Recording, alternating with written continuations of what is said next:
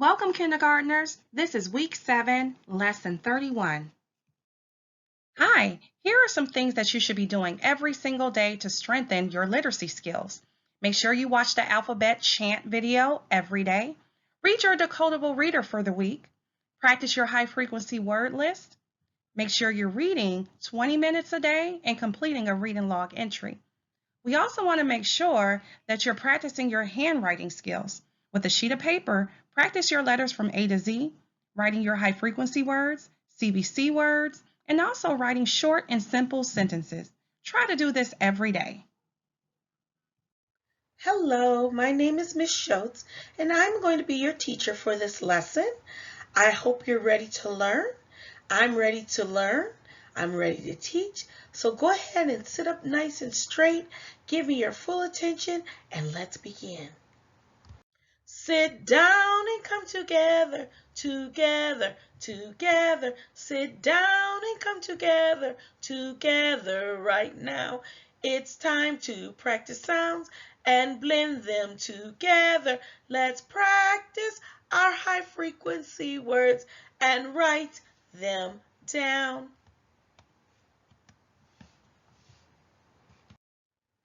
The word that we're going to read in the box is but. This word is but. Read with me. But. Read the word with me again. But. Read the word independently. Very good. Now, if you're sitting in the room with someone, turn and talk to your partner and say that word. When you see this word, you will say but. The next word we see in the box is not. This word is not. Read with me. Not. Read the word with me again. Not. When you see this word, you will say not. Go ahead and read the word independently. Okay, turn and talk to your partner and say the word. Not. When you see this word, you will say not. The next word in the box is no. We are going to read no. This word is no. Read with me. No. Read the word with me again. No. When you see this word, you will say no. Go ahead and say the word independently. Very good. Turn and talk with someone. What is the word? No. Very good. This sound says "l" as in fill. What's the sound? "L". Say the sound with me. "L". Say the sound on your own. Take turns with someone in your room with you and say the sounds. When we see this, we say "l". Very good. Great job reviewing your high frequency words. Now we're going to begin with our sounds and our sound drill. This sound says z as in fizz.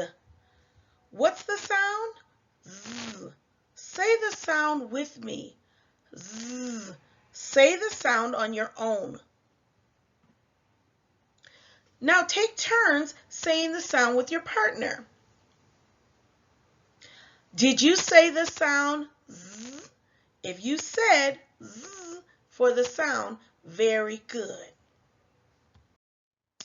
This sound says S as in kiss. What's the sound? S. Say the sound with me. S.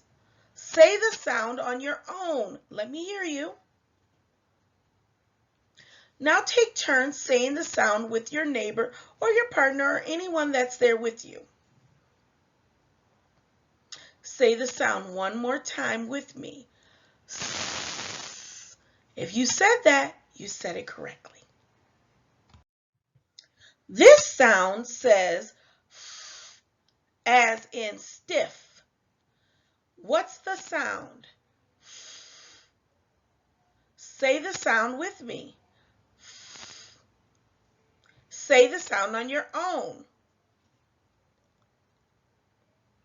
Take turns saying the sound with a partner. Say the sound one more time with me. Very good. We're going to make words using sounds that we know. So let's look at the word in our box, and we are going to blend this word by looking at the sounds. So please watch as I begin. I'm going to hold out my arm and start at the top. The first sound, D, A, sh. Now those two letters, SH, is called a blend. Those two letters make one sound, and the sound is sh. So it's D, A, sh, dash. Go ahead and try it with me. D, A, sh, dash. When I blend the sounds together, they make the word dash. Okay, we're going to begin again. We're going to look at the letters and we are going to blend them. So let's begin. Put your arm out. Start at the top. Ready? It, hit. Try it with me. First sound. Next sound. It. Next sound. T. Put them together. Hit. When I blend the sound together, they make the word hit. Try it with me again. It, hit. Very good. Our next word. It, hiss. Now on this word, you see two consonant S. S is a consonant. And so anytime you see a double consonant, always it makes one sound. So SS makes the S sound. Even though there's two S's, we don't say S, S. No, we say S. Okay, so let's try it. Put your arm out. I, S, hiss. One more time. I, S, hiss. Very good. Gather around together and listen up well. We're going to read a story that you can retell. When we read the story, you will grow. At the end, you'll say back what you know. Our learning target. We have two. So the first one is, I can retell the event from the story, the bowling alley. And our second learning target, using evidence from the text, I can answer questions about the story, The Bowling Alley. Now it's time to read our read aloud, so I want you to listen and follow along as I read the story. The title, The Bowling Alley. Josh is poking his nose around the alley, looking for dinner when he sees something strange next to a trash can. It is taller than he is and shaped sort of like a person, with no legs or arms. It is white with a red ring around its neck. What could it be, he thinks. It looks sort of like a jug of water. Then Chip walks around the corner. A bowling pin, says Chip. I snuck into the bowling alley once. They have some great snacks in there. Anyway, I saw a bunch of these. You just set them up and roll a ball at them to try to knock them over. Sounds fun, says Josh. Want to try? They search for more pins. They find 5. Not a whole set, but still enough to play. They set the pins up in the middle of the alley, just like Chip had seen at the bowling alley. What about a ball? Asked Chip. We can use a soccer ball, says Josh. I think it has a hole in it, so a kid threw it away in the trash can next to my rat hole yesterday. Josh rolls the ball over. It is a little flat, but it will work. Chip pushes the ball with his front paws as hard as he can. He only hits one pin. I can do better than that, boasts Josh. He sets the pin back up with the rest. Then he rolls the ball back over and pushes it with all of his strength. He hits two pins. I was just warming up, says Chip. He sets the pins back up, rolls the ball over, closes his eyes, and pushes the soccer ball with all his might. 4 pins tip over. The last one wobbles back and forth. Will it tip over? Yes. The 5th pin tips over. Chip is the winner. I will practice, and I will beat you next time. Now that we have our own bowling alley, we can play whenever we want, says Josh.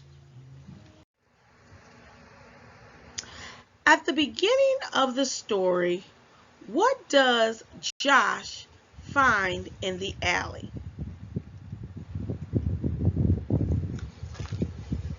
Can you remember?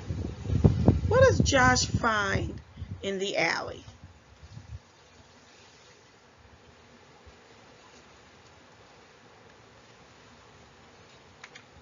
I heard someone say it. A bowling pin. Very good. Josh found a bowling pin at the beginning of the story. Okay. What type of ball do they decide to bowl with?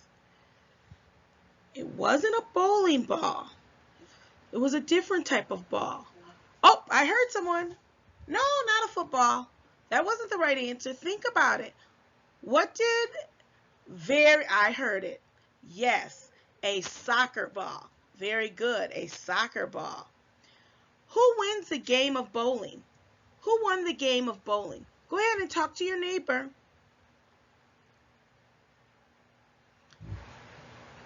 Try to use the name in a full sentence. Who wins the game of bowling?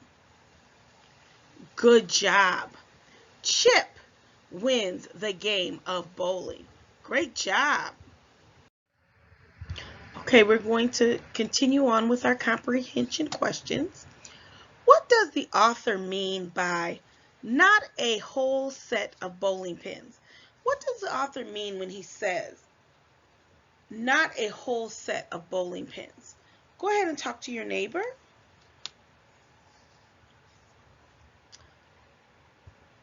I heard some discussion. Yes, Josh and Chip did find some They did find some bowling pins. Can anybody remember how many bowling pins that Josh and Chip found? How many did they find? Very good. I heard someone say it. 5. They found 5 bowling pins. The author says not a whole set of bowling pins. Let me just give you a little information. A set of bowling pins usually has 10 pins in the set. 10 pins. So 10 of those pins are arranged and they call it a set. So Josh and Chip only found 5. So 5 is only half of a set. So the author probably meant that they only had a partial set, only a half of the set. They didn't have the full set. Correct? Very good. The next question. What does it mean when Chip pushes the ball with all his might?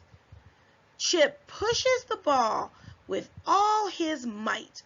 What does that mean? He pushed the ball with all his might. Think about that. Oh, I hear some good answers. Give your partner a chance to agree or disagree. Good. All his might. When you push something with all of your might, he gave it everything he had. He pushed with all of his might. He had nothing left in him. Let me see you push with all your might in the air. Push. Very good. So he gave it his all. The author meant that he gave it his all. He pushed with all of his might. How does Chip know what a bowling pin is? Let's answer that. How does Chip know what a bowling pin is? How does he know what it is?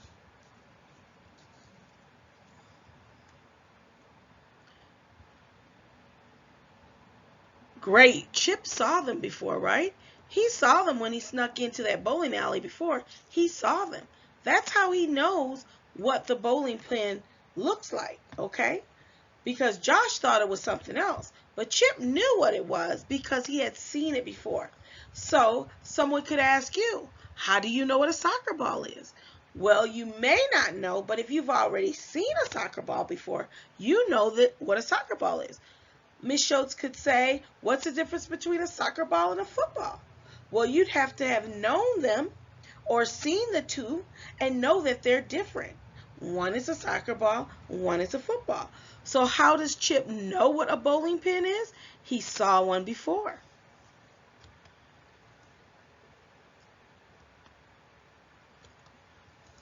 At the end of the story, Josh says, I will practice and beat you next time. How can he practice? He said, I'll practice and I'll beat you next time. How can he practice? That's a good way. He could set those pins up and keep doing it over and over again. That's how you practice, right? Doing something over and over. Boys and girls, you're going to practice your Decodable book. How are you going to practice that? You're going to read it over and over again. Practice makes perfect. Now we'll read a story with letters that we know. Get your fingers ready to follow the flow. When we see a word, we'll stop and look and get our mouths ready to read the book. Okay, let's go over our work time learning targets. We have 3 of them. The first one, I can read the text, the bowling alley. I can use my knowledge of letters and sounds to read words.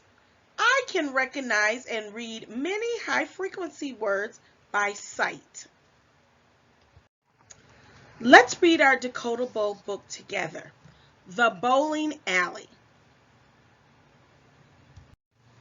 Josh can see a pin by the can. What is it for? Is it a jug? Chip can hit 1 pin. Josh can hit 2. Will Josh win? Chip can hit 4. Will he hit them all? The pin will tip. Will Chip win? Now it's your turn to read on your own, independently. You want to read and do the best that you can. Try to figure out any words that you don't know by sight. So you're going to press pause on the video to take your time to read the text on your own. Reread the bowling alley 2 times. Okay? So after you read it twice, you are going to place a dot under words that you are having a hard time reading. Then you are going to circle all high frequency words. The words that you see right here in your list, all, hit, 1, can, will. So first you want to make sure that you read it twice, 2 times. Then you go back.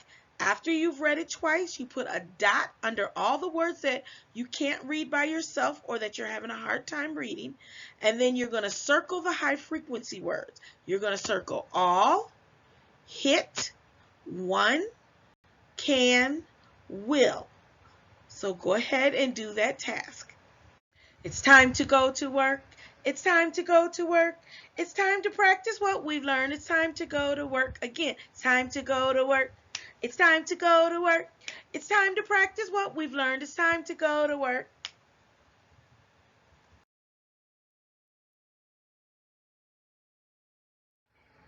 Okay, now in your distance learning packet, your activity packet, you are going to be lesson 31, page 119, the bowling alley. So it says at the top, reading comprehension activity sheet. All these questions are going to be related to the story that we just read. Number 1, circle all the characters in the story. There's a pig, there's a rat, there's a chicken, and a cat. Only circle the characters in the story. I don't want you to do it now. Ms. Schultz is just going to read it, and you're going to go back and circle it. Number 2, Josh and Chip blank the pins. Circle your answer. A, kick. B, lick. C, hit. Number 3, write the number words found in the story. So when you go back into the story, you're going to go back and look at the text. That's the story. And you are going to write the number words. What are number words?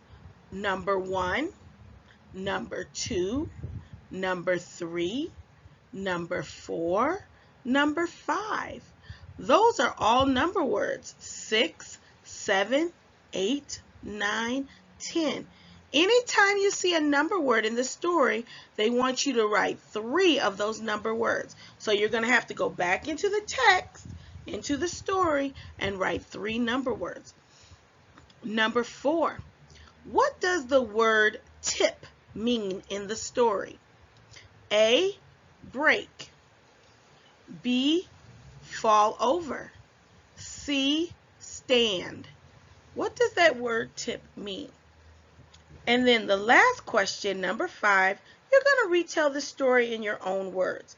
So you may need a help from your mom, dad, sister, brother, grandma, uncle, or friend to help you go back into your text and answer your comprehension questions.